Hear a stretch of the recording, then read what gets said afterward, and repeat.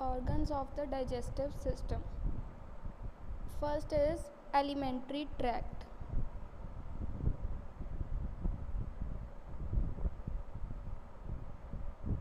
This is a long tube through which food passes. Alimentary tract कौन सा होता है?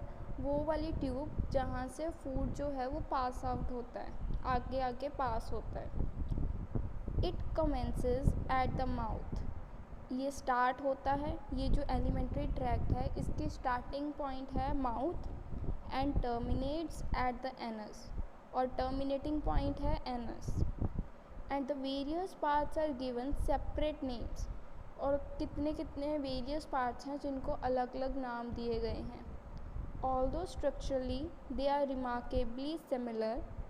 The parts are mouth, pharynx, oesophagus, stomach, small intestine, large intestine, rectum and anal canal. Accessory organs. Various secretions are poured into the alimentary tract, some by glands in the lining membrane of the organs. For example, gastric juice secreted by glands in the lining of the stomach, and some by glands situated outside the tract. The latter are the accessory organs of digestion, and their secretions pass through ducts to enter the tract. They consist of 3 pairs of salivary glands, pancreas, liver and the biliary tract. जो accessory organs होते हैं, these are various secretions. जितनी भी secretions होती हैं elementary tract में, ठीक है, वो कौन से ग्लैंड्स करवाते हैं, कौन से ग्लैंड्स कौन से टाइप की सिक्रीशंस करवाते हैं, ठीक है. और गैस्ट्रिक जूसेस जो होती हैं, ये लाइनिंग मेम्ब्रेन्स होती हैं, जो ये सारे कुछ एसेसरी ऑर्गन्स में आ जाते हैं. For example they consist of 3 pairs of salivary glands. जो सैलिवरी ग्लैंड्स होते हैं जो सलाइवा में प्रेजेंट होते हैं, pancreas, liver and the biliary tract, ठीक है. The organs and glands are linked physiologically as well as anatomically in that digestion and absorption occur in stages, each stage being dependent upon the previous stage or stages. अब जो organs हैं और glands हैं ये एक दूसरे के साथ फिजियोलॉजिकली और एनाटॉमिकली कनेक्टेड होते हैं, सो दैट कि डाइजेशन जो है वो एक सिस्टमेटिक प्रोसेस में काम करे, ठीक है, सिस्टमेटिक वे में जो है डाइजेशन वो हो, ठीक है. और एब्जॉर्प्शन जो होती है वो वेरियस स्टेजेस में होती है, अलग अलग स्टेजेस में एब्जॉर्प्शन होती है, जो each stage being depended upon previous stage. हर एक नई स्टेज पिछली स्टेज के ऊपर डिपेंड करती है, ठीक है. This is the journal structure of alimentary canal, ठीक है. इसमें submucosal plexus, myenteric plexus, peritoneum, longitudinal muscle layer, circular muscle layer, submucosa, mucosa. These are the general structure of alimentary canal, ठीक है.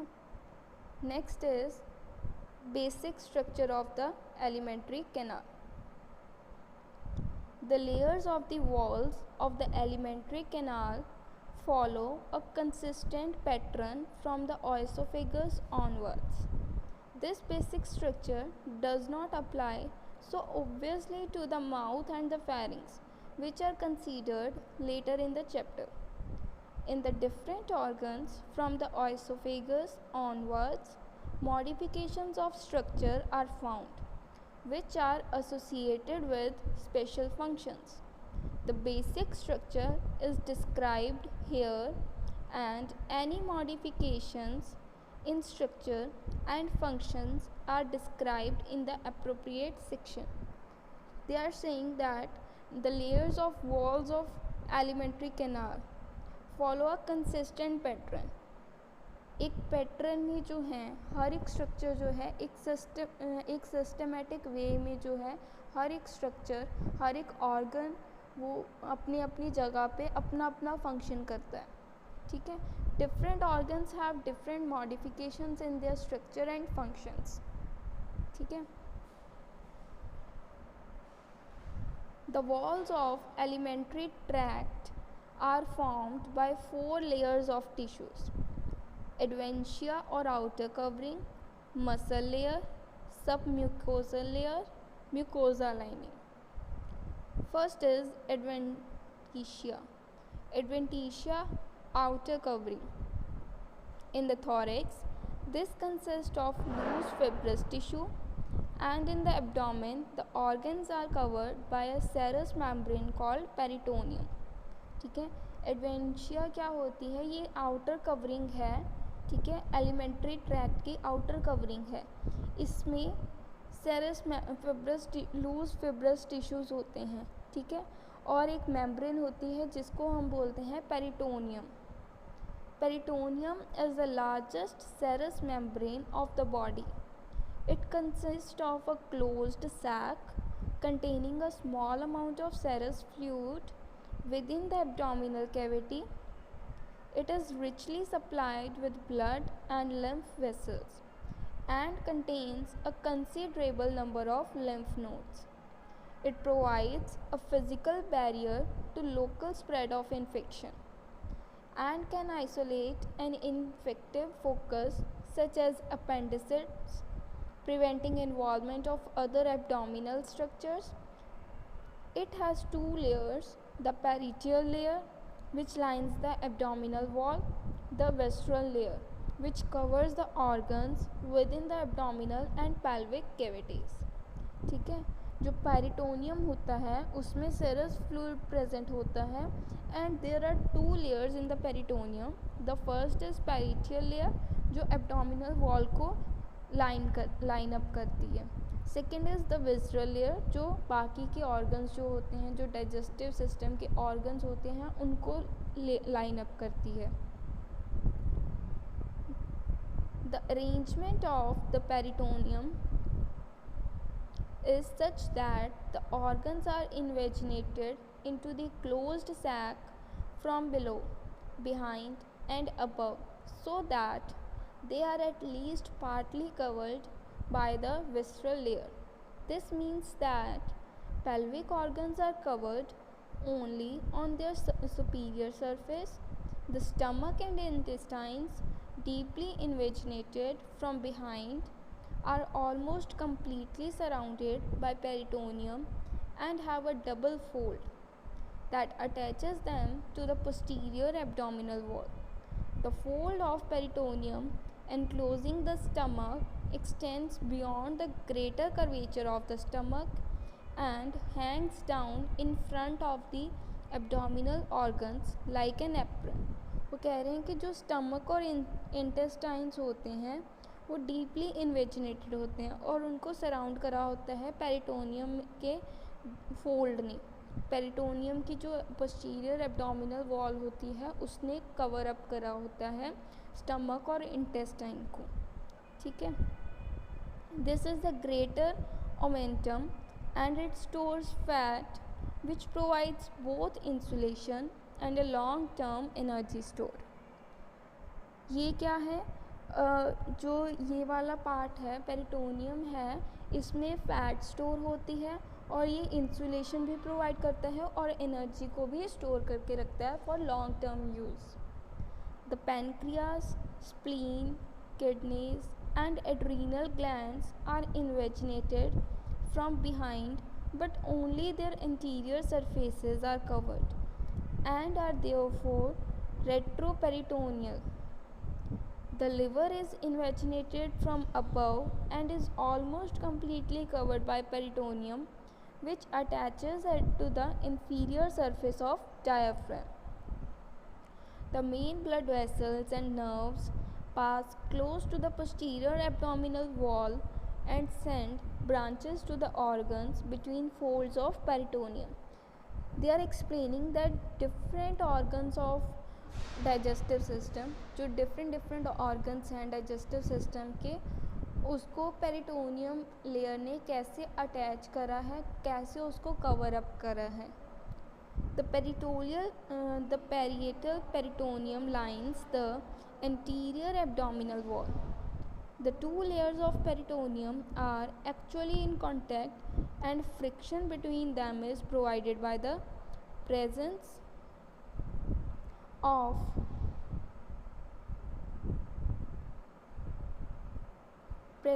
serous fluid secreted by the peritoneal cells.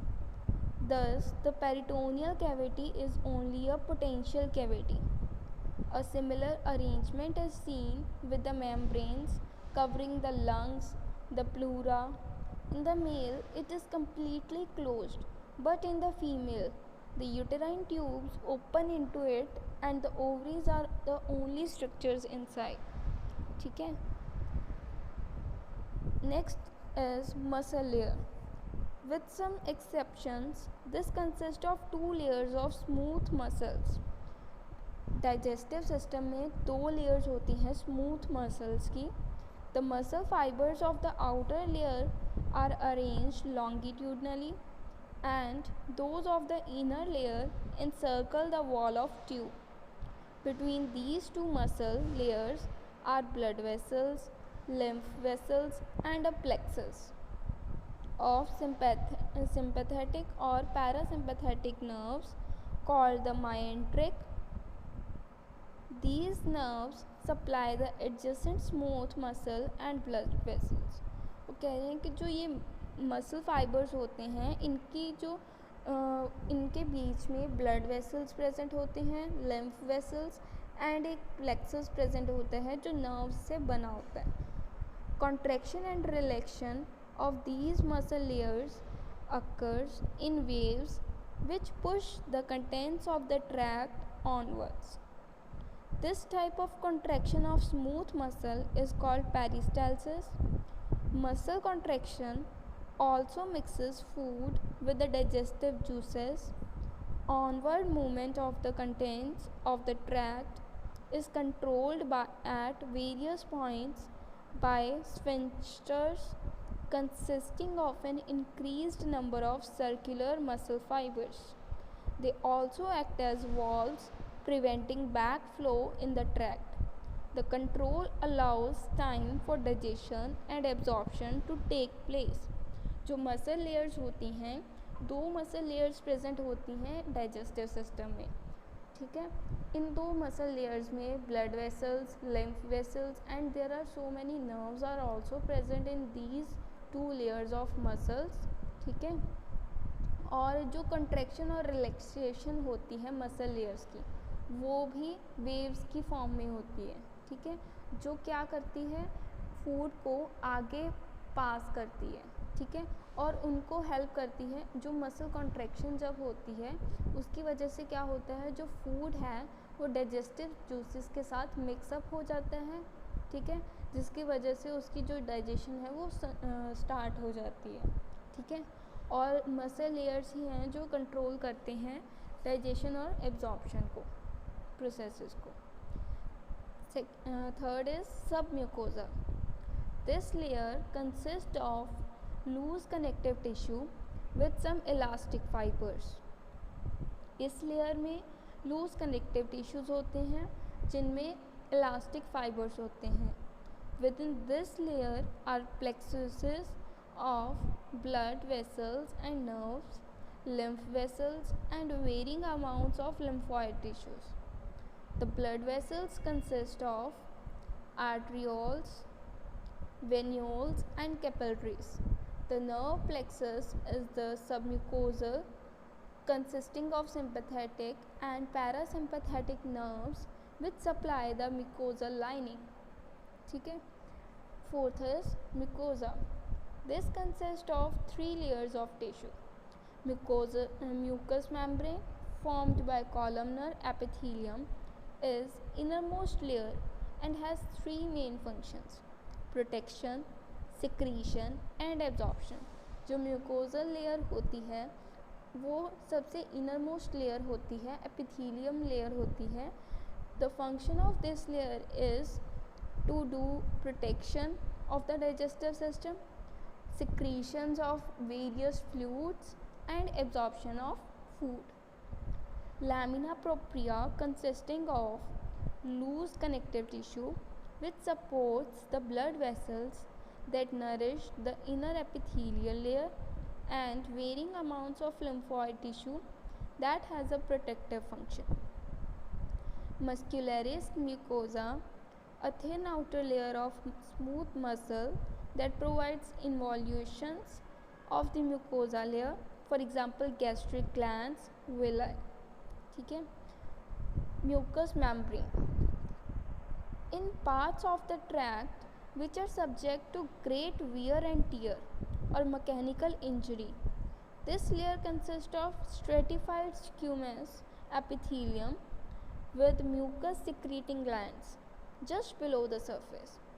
Mucosa की जो layer होती है उसके म्यूकोसा की 3 layers होती हैं, जिसमें जो म्यूकस मेम्ब्रेन होती है इसमें अगर कोई भी किसी भी टाइप की मैकेनिकल इंजरी हो रही है तो उसको रिकवर करती है.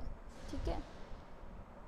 In the areas where the food is already soft and moist and where secretion of digestive juices and absorption occur, the mucous membrane consists of columnar epithelial cells interspersed with mucus secreting goblet cells. Mucus lubricates the walls of the tract and protects them from digestive enzymes. Below the surface, in the regions lined with columnar epithelium, are collections of specialized cells or glands which pour their secretions into the lumen of the tract. The secretions include saliva from the salivary glands, gastric juice from the gastric glands, intestinal juice from the intestinal glands, pancreatic juice from the pancreas, bile from the liver. जो mucus membrane होती है उसका main function होता है secretions करवाना from different types of glands. For example जो saliva है उसको सिक्रीट करवाते हैं सैलिवरी ग्लैंड्स में से, गैस्ट्रिक जूसेस को सिक्रीट करवाते हैं गैस्ट्रिक ग्लैंड्स. इसी तरह बाकी के जो हैं जितने भी डाइजेस्टिव जूसेस हैं, जितने भी डाइजेस्टिव सिक्रीशंस हैं उनको कौन करवाते हैं सिक्रीट, म्यूकस मेम्ब्रेन. ठीक है.